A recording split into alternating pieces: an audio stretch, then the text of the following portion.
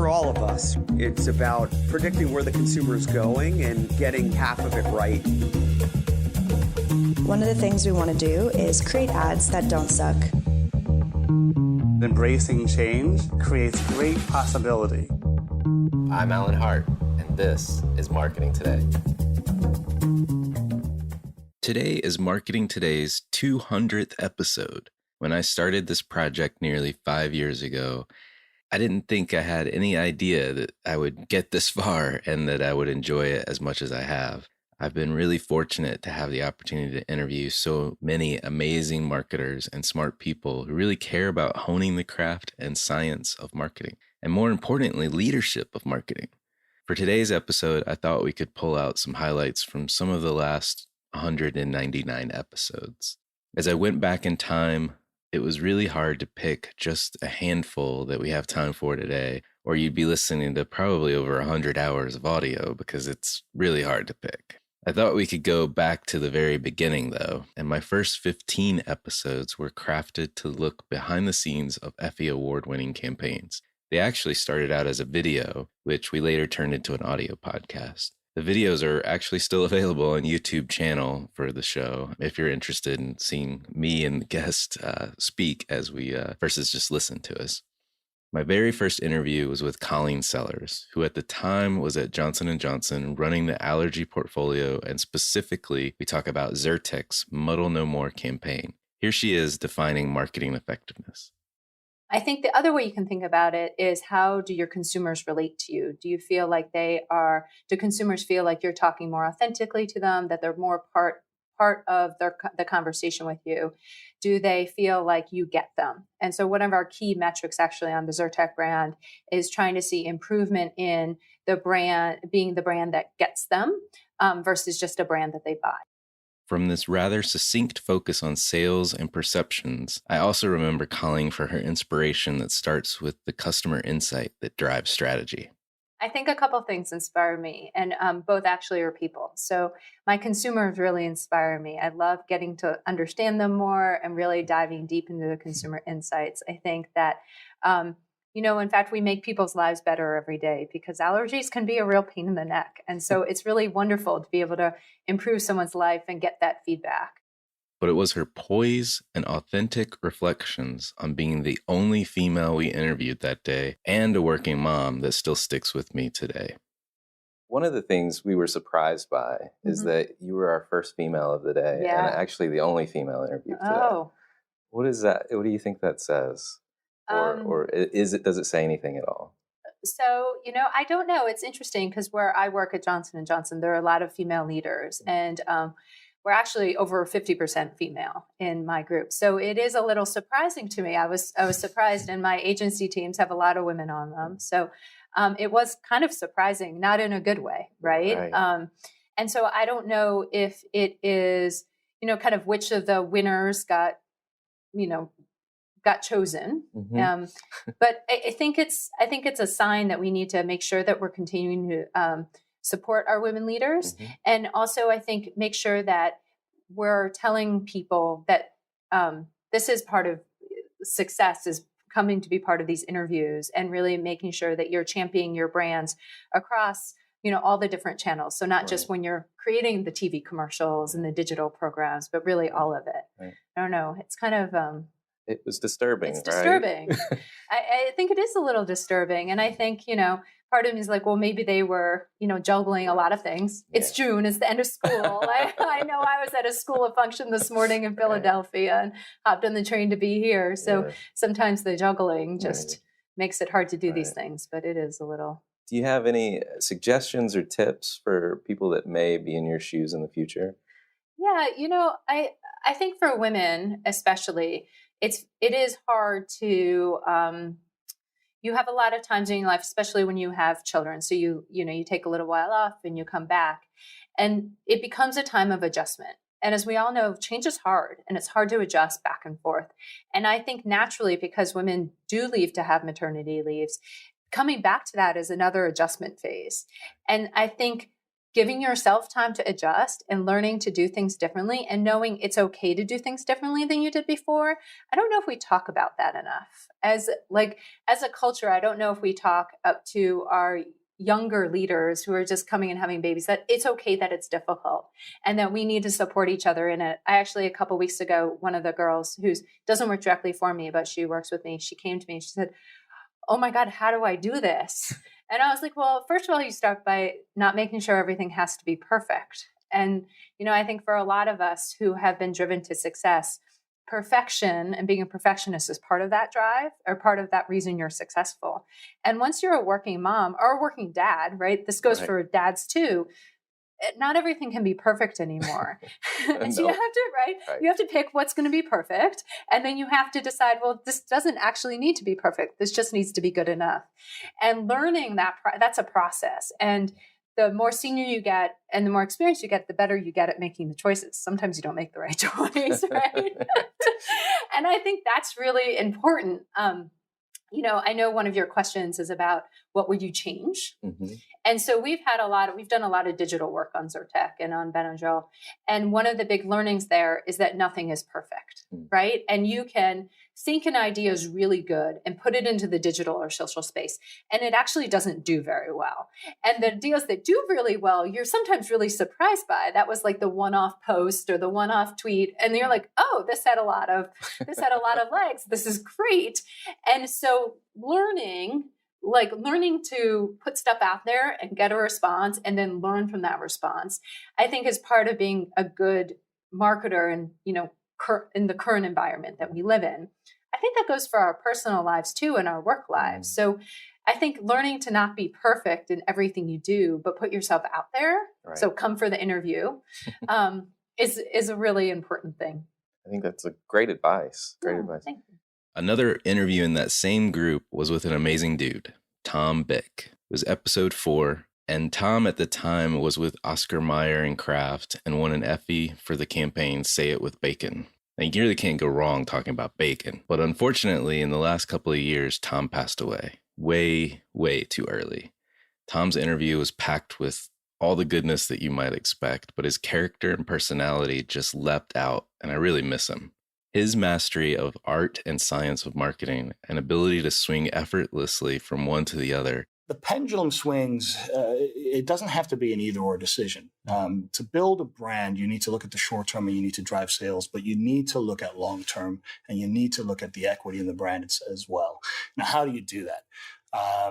I think it is about enduring, engaging storytelling. It is about big ideas, not little ideas. It's about finding a platform that connects you to the human condition. What is your real brand purpose long term? So that takes a little soul searching and a clear understanding of what business you're really in. It's not just about a product feature, because product features come and go, and you'll have competitive advantages in the short term and you'll lose them in the long term. But great brands endure because they understand their rightful place in your home or my home. And once you identify that, and then you engage with that idea in a compelling manner, in elegant storytelling and not selfish advertising, I think you have at least a chance to build an enduring brand. How important do you think research is, as you're trying to understand these equities? Yeah, this is a controversial area. I say this because I have a love and hate relationship, and anybody who knows me knows this at Kraft Foods and Oscar Mayer, and my background is in research. I came out of the research field. I spent 6 years as a consumer researcher at Miller Brewing Company, and then I was a planner at an agency for a while. So I have great respect for research. If done properly. The problem with research is usually that it's not the tools. Every tool has a limitation, but you need to understand the limitations of your tools. And research, where it breaks down, is the interpretation. So you have a great researcher, they know how to interpret and connect the information, tell the broader story, and not get lost in the one study or the other study. When research goes awry, it's used as a weapon to kill great ideas, and that's the fear. We all can afford, and we're all great companies. We can all go out and buy research. And if we're all using the same playbook, so to speak, right, then what's the competitive advantage? We all sort of regress towards the mean. And that's the problem. You need to know when to read the tea leaves, which is, I think, what research gives you. It sort of gives you sort of clues. How do you connect those clues and how do you use it appropriately? But don't let it dictate and drive what you're doing. Use it appropriately as a tool to guide. Do you think there's any new methods or new takes on research? Yeah, what I'm most intrigued with right now is, one of my concerns has always been the cognitive bias that you have with self-report or survey data and things of that nature. Questions like how persuasive was this advertising is to me a silly question. I don't think people know why they're persuaded. So what I love is really the some of the research companies that are sort of tapping into the latest neuroscience and sort of trying to figure out how do you bridge that and sort of how do you get at what's really going on subconsciously within consumers. So there are companies out there that do that. And I think that's the next sort of area to really sort of plumb for real insight. What do you see as the most important marketing trend or opportunity that's out there today? Well, I'll tell you which one concerns me the most. Uh-oh. And it's an opportunity too, but it's whoever figures out and bridges, there are two sort of schools out there right now. You'll hear a lot about big data and a lot of pundits of big data. And it is, every article or every other article out there is about big data, mining big data. And big data is important. But there's also big brand. And how do you build, the big brand ideas and big M sort of marketing or big idea marketing? Nobody's really talking about how those two intersect. If you think about it, they're kind of on opposite ends of the spectrum. Big data is talking about how do you drive down to a one-to-one relationship and find what's most important to the individual. But it could come at the expense of what's the brand idea. Big brand building is about what's the universal truth and the human sort of condition and what's the solve that we have that is a shortcut, right? That we can just sort of find the common ground, both culturally and from a consumer insight. So what are these big unifying ideas? Coke is joy, and that's a big idea versus a small idea. My fear is that big data could drive us down to almost sort of a very sophisticated direct response model, and we could lose sight of the dream or the bigger sort of power behind what marketing really can be in building brands. So whoever you have to do both, but we have to find the intersection of the two. And I don't find a lot of people talking about that. I think it's a convenient sort of there's a convenient lack of discussion around this area of like, what is marketing? Is it direct response or is it big brand building? Finally, it was Tom's ability to net out a point, which he did time and time again in his interview with these short quips like average is failure. Tom was never average, and I worry that our marketing IQ as an industry has dipped below average with his passing.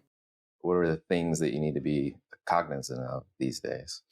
I think as a good partner, as a creative partner, you have to set the environment for your partners, for the agency, to go out and do what they do best, which is swing for the fences, address the brief, but give them enough latitude to really do what they do well, which is bring creative firepower. Too many people, I think, operate out of this sense of fear. Ideas get marginalized quickly. We look at the industry and we try to follow the industry versus saying, I'm a brand that stands head and shoulder, maybe above the industry. I'm not going to follow the conventions. And so be brave, swing for the fences. It's just advertising. It's not like don't kill the brand. Don't be stupid. But, advertising is meant to be consumed. You need to engage. If it's not in the top 10%, it's probably not worth talking about anything else. It's not worth talking about the ROIs and the studies, and because average is failure, in my opinion. So that, swing for the fences, be brilliant, be brave. My first academic on the show was my friend Kim Whitler, and that really isn't a fair description, as she was a CMO before leaving the corporate world to study under a professor at Indiana and attain her PhD. Kim is now a professor in her own right at the University of Virginia's Darden School of Business and doing some amazing research on marketing's impact on growth. Also, you can experience how far my remote interview sound has improved from this point. Oh, it was pretty bad. Here's Kim on the impact of marketing experience at the board level of companies. I'm curious, if we take the organization and start at the board level, what have you learned about marketing experience on boards? How does that impact a company? One of the questions we sought to answer with our research is, what is the unique contribution of marketers in the firm? So when you look at all of the different ways in which academics and marketers measure themselves, for example, I was measured at one point, I was an officer in a firm, C-level, and I was measured on ROIC, return on invested capital.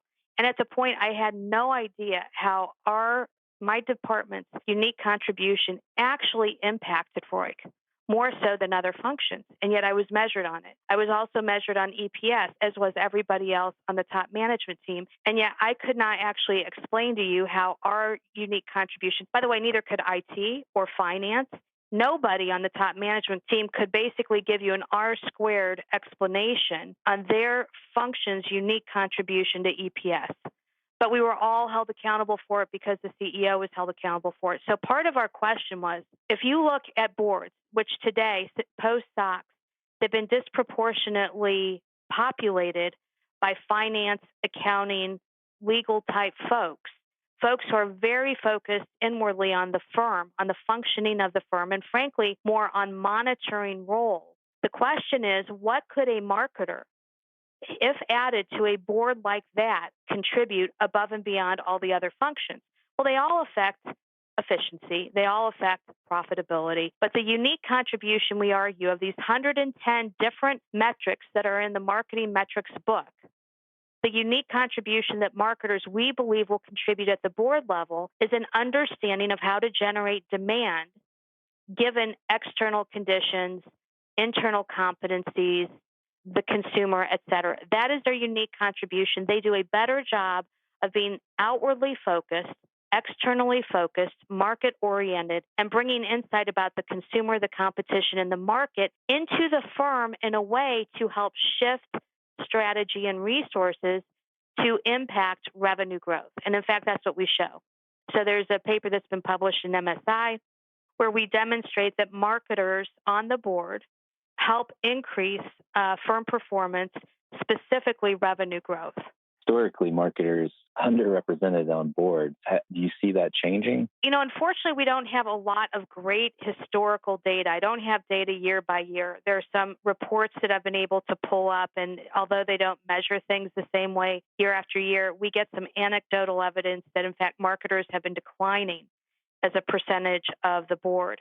And there's a couple of factors that have affected this. If you go back to the 90s, not every board had a CFO on it, right? Somebody who had significant financial experience on the board. However, post-SOX, every board must now have it because of regulation. And so you went from not every board having a finance director and the average board size being around 13 back in the 80s and early 90s, and now the average board size is somewhere between 9 and 10. So at the same time that you've added accounting and finance folks, you've also reduced the size of the board. And so what we believe is happening is that some of the ancillary roles that were filled by people like a CHRO or a CMO or a professor or somebody from the government, so there are representatives who sit on boards, some of these kind of more nominally represented experiences have been the first, we believe, to go by the wayside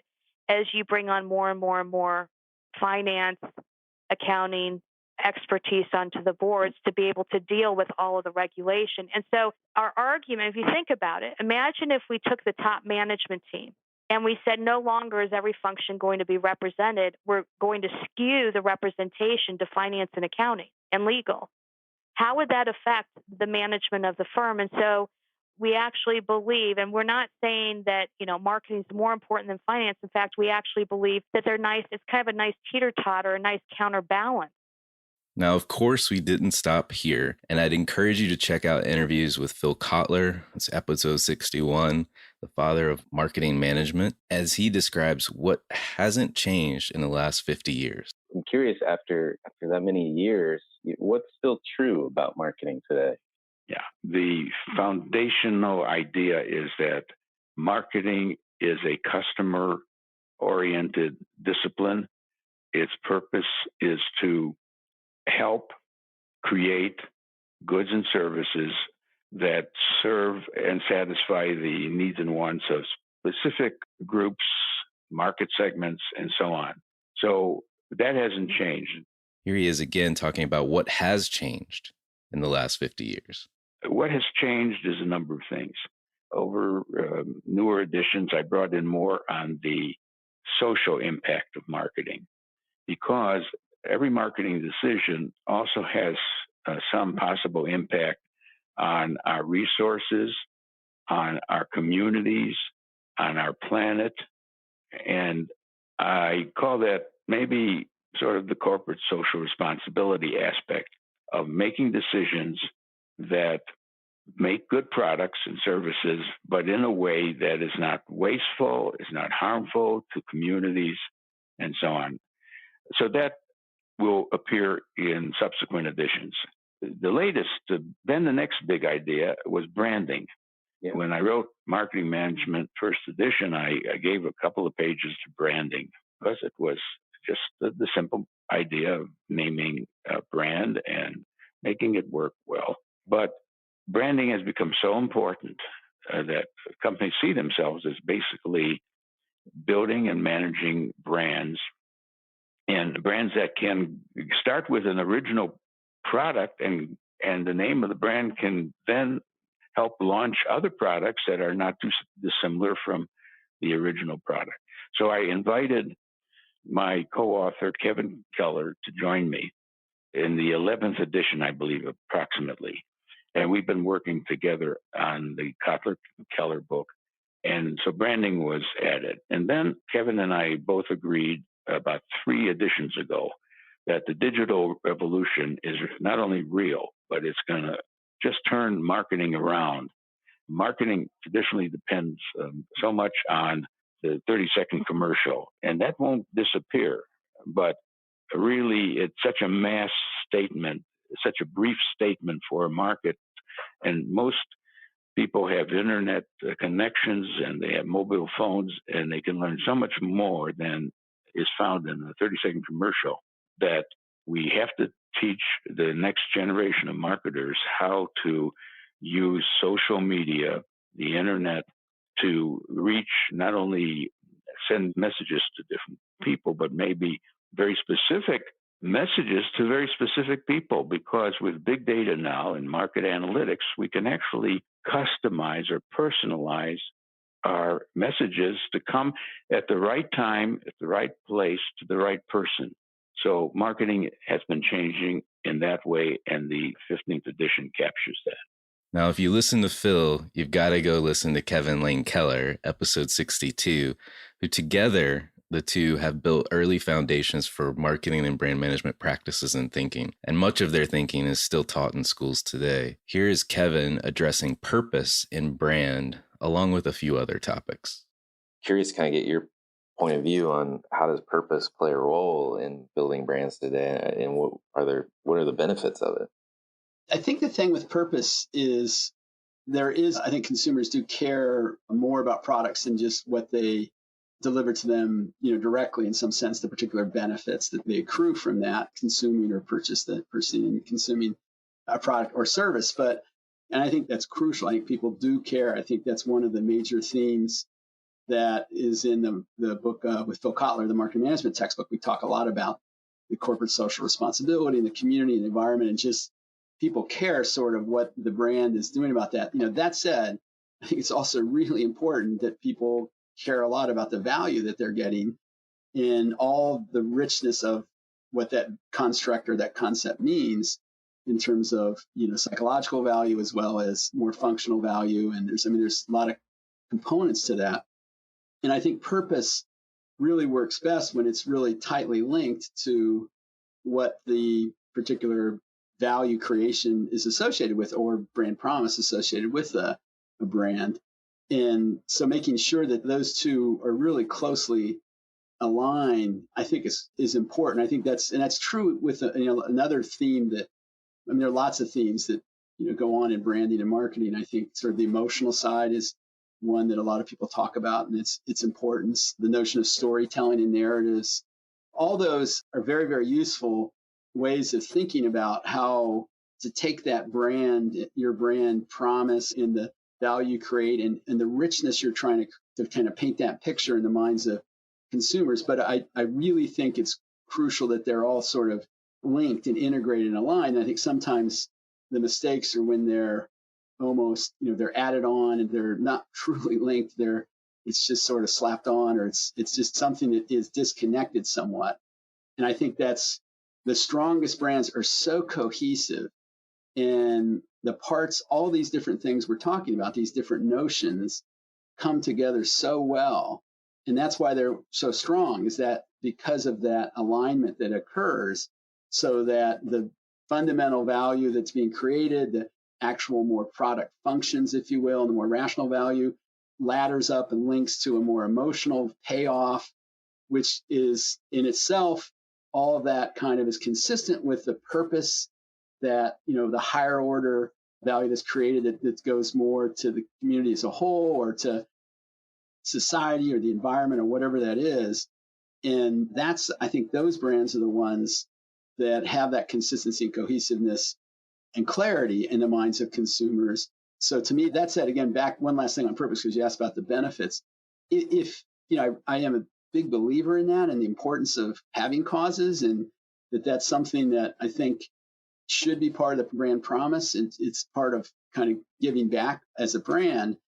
And if you do it well, there's so many benefits. And I think sometimes people don't always appreciate maybe the richness of that, because it certainly helps with awareness, but it creates a certain personality and imagery for your brand. It can evoke emotions. It can really elicit engagement. And that's all externally. It has great internal value with employees and how they can rally behind the cause. And when you think of all those things and how, if it's done properly, and again, just like any kind of sponsorship or cause or any of these kind of programs, the execution and the kind of strategic intent that goes with that is so important.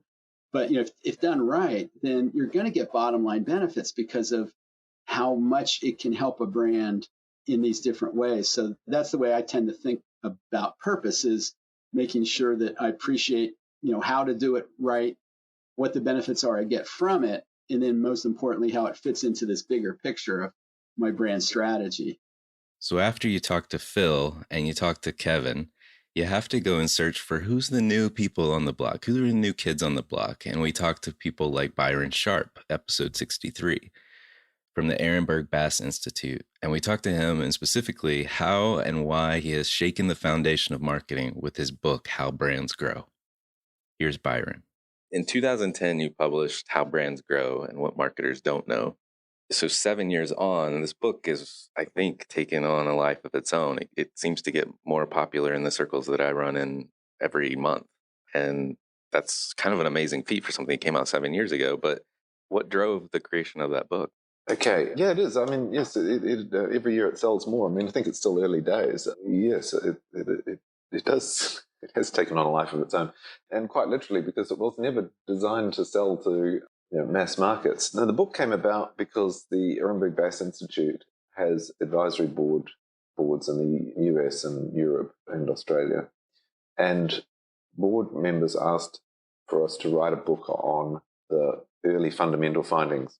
The intention was that they wanted a book that you could give to chief marketing officer, could give to their CEO, CFO, and others, and say, you've heard we're making changes in marketing again, but this time there's some science behind them. It's not just the latest fashion, and so this would, as we've seen, it does. I mean, it enhances the status of marketing in an organization when you can do that, when you can start this sort of evidence-based marketing journey.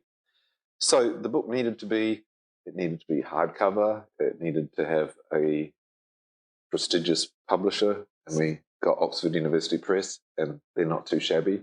So that's what fitted the bill, and that's what it's for.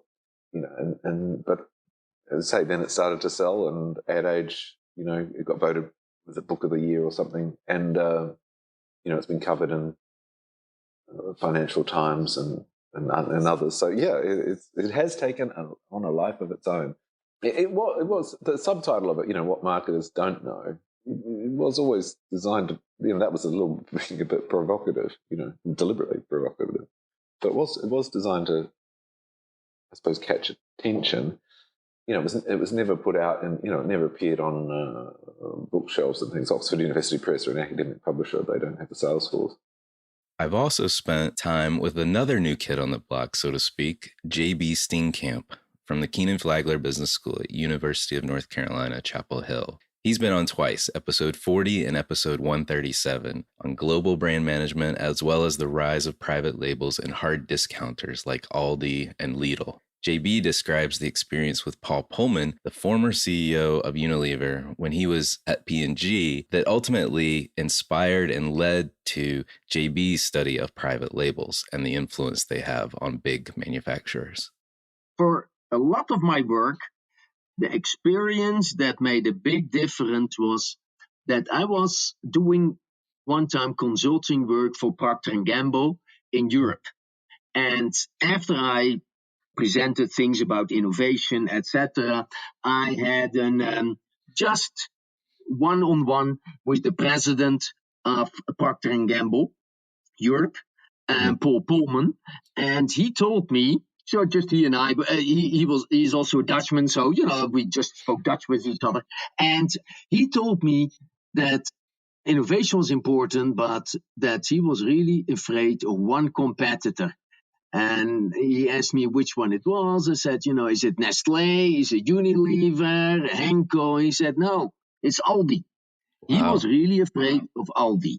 And when A.G. Leffley, the CEO of Procter & Gamble, came to Switzerland, where the European headquarters were, Paul Pullman took him to an Aldi store. Now, Paul Pullman told me that, A.G. was a little surprised because, that is not exactly what he would really think about. Pullman explained to me, he said, the real problem here is they own the shelves and they sell hardly any of our brands. I said, that is an existential threat, he said, not a normal threat.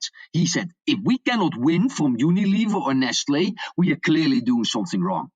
But winning against them is a completely different game. Well, Paul Pullman went on to become the CFO of Nestlé, and he is currently, he will resign shortly, is the CEO of Unilever. But that conversation around the year 2000, when he said that got me onto this interest in private labels and in hard discounters. Now, you can't just stop with academics. We've also talked to countless marketers, but I've also added some other voices to the mix. And I've added the hilarious Mark Ritson in episode 43, as well as episode 159, and his passion for educating marketers, and honored by his announcement and endorsement he made to me. It's been way, way too long. I feel like it's been like 2 years since I've had you on this show. Pretty much, and I think you've kind of got famous on your podcast. Certainly has since we first did it. I mean, I should probably tell you because you don't know the backstory about what we're doing here. For once, can I turn the tables on you? Tell me. So I remember. So if you go back about 4 months, I did this mini MBA in marketing, which is it's an online version of the MBA courses I've taught around the world. And we do it online, and we get like 2,000 people doing it all over the world. It's been a great success. But one of the things I wanted to do this year was to have a podcast for each of the 12 classes because my students are tuning in or online. And so I looked around and I've sort of checked out all the different marketing podcasts, and I really wanted to use the same one and have one kind of interview for each of the 12 episodes. And I found this one that I really liked, which was yours. And I was like, that's pretty good. And then I thought, Jesus, I think I was on this. And I didn't even remember. I'll be honest with you. I'm like, fuck, I think I was on this. So I looked myself up. I'm like, oh, yeah, I was on this, right? I didn't really, but mine was like not very good. But some of them are very good. And then, so I got 11 out of 12. So I found 11 great podcasts. And truly, is that I'll probably give you some grief in a minute. So let me butter you up first. It really was the best podcast in the world on marketing, hands down. In terms of quality of people, the way you run it, the topics you pick, it was truly great, Alan, truly great. And so I thought, God, that's the one for me. And then the reason we're here today is there was one topic that was missing, which was diagnosis and doing research. And, Right. It's a very interesting point that even the best podcast in the world, and I've listened to every single episode of yours now to find the 11, even the best podcast in the world on marketing, man, it's light on research and diagnosis. It's all about tactics. And that's not a criticism of you. I think it's a function of the way marketing has gone. Now, it took a while for that endorsement to sink in, as those that know Mark know he can be very critical in his assessment of marketers and the work that they do. I really can't think much more about what a ride this first 200 episodes has been. I've had the pleasure of interviewing loads of interesting CMOs over the years, like Raja Rajmanar at MasterCard, Linda Boff at GE, or even Mark Pritchard at P&G, among so many others that I don't have time to name. I've also had the honor to be with really smart thinkers and thought leaders like Seth Godin, Bob Hoffman, Mark Barden, Richard Schotten, Weimer Schneiders, Michael Platt, and many others. But I'm really thankful for many friendships that have formed from these conversations over the last 5 years. I'm looking forward to deeper bonds and shared experiences ahead. And lastly, and most importantly, I'm thankful for you. You listen in to each conversation with a curious mind, looking for what you can learn and apply in your own work. I'm even more thankful that you come back again and again to listen. While I've met many listeners, and I do look forward to hearing from listeners, and I've gotten some great suggestions and guest ideas, please feel free to write me on the contact page at marketingtodaypodcast.com. I literally read every message. I don't always have the time to respond to everyone, but know that I am listening and I am reading every single one. So please reach out. I'd love to chat. I want to close out this episode with a little sequence from my interview with Seth Godin, where he talks about and is overtly, frankly, setting a new bar for marketers. And I hope in some way, maybe a small way, that Marketing Today and the podcast that I've been working on and will continue to work on is trying to help us establish and maintain that new bar for ourselves. So without further ado, here's Seth and I talking about this. It seems like you're maybe overtly, it shouldn't even say it seems, you're overtly kind of trying to set a new bar for marketing and marketers. Possibly, not to put words in your mouth, a more noble and virtuous path. Are you trying to counter something or something you see? I'm trying to counter a lot of things. I think that people are inherently good if you talk to people about the change they want in the world. If you talk to them about what they care about, most people want to make things better, not selfishly, but generously. And then they start marketing and they act like a selfish, narcissistic, short-term thinking pig. And they do that because they think they're supposed to. They do that because they think they have no choices. And all the other professions, you don't see accountants who suddenly become bad people because they're accountants. And you don't see production engineers, et cetera, et cetera. Why do marketers race to the bottom? And they race to the bottom because you can find a short-term win by tricking people, by cornering people, by pressuring people. And the thing is, you can't keep it up. And because you can't keep it up, that short-term win is usually followed by a lot of unhappiness. And what I'm trying to outline for people is that you can make things better. And you can make them better by doing this thing I'm calling marketing, which is the act of making change happen. I love that phrase of making change happen and this notion of doing better. I mean, the way you describe the challenge, it sounds like we're all addicted to some sort of drug as marketers, or prone to being addicted to the short-term drug. Yeah, I mean, capitalism compounds it. So if you imagine it's a race and people see that there's only going to be one winner, and someone starts cheating and they get a little bit ahead, then someone else says, well, I have no choice but to cheat a little bit more. And so all the cheating keeps compounding until everyone's cheating all the time. And so what happens in marketing is someone shows up, makes an insane promise, spams the world, misleads people, and they make a sale. And that's a sale that didn't go to somebody else. So that other person says, whoa, that's not good. I'm going to have to cheat too. and thus the race to the bottom. And the problem with the race to the bottom is that you might win. The second problem is you might come in second, which is even worse. So I'm arguing that you can race to the top. You might not reach everyone. That if you look at what's the number one best-selling piece of music any given week, or what's the best-selling kind of food, it might not be the food or the song you would have been proud to make, right? That Pringles or Doritos or whatever it is aren't necessarily good for the planet, but that's how you get mass, by pandering to people. But guess what? There's plenty of room way in the middle of the market for you to make a positive difference without necessarily being number one in market share, but by being number one in impact instead. Hi, it's Alan again. Marketing Today was created and produced by me. If you're new to Marketing Today, please feel free to write us a review on iTunes or your favorite listening platform. Don't forget to subscribe and tell your friends and colleagues about the show. I love to hear from listeners, and you can contact me at marketingtodaypodcast.com. There you'll also find complete show notes with links to anything we talk about on any episode. You can also search our archives. I'm Alan Hart, and this is Marketing Today.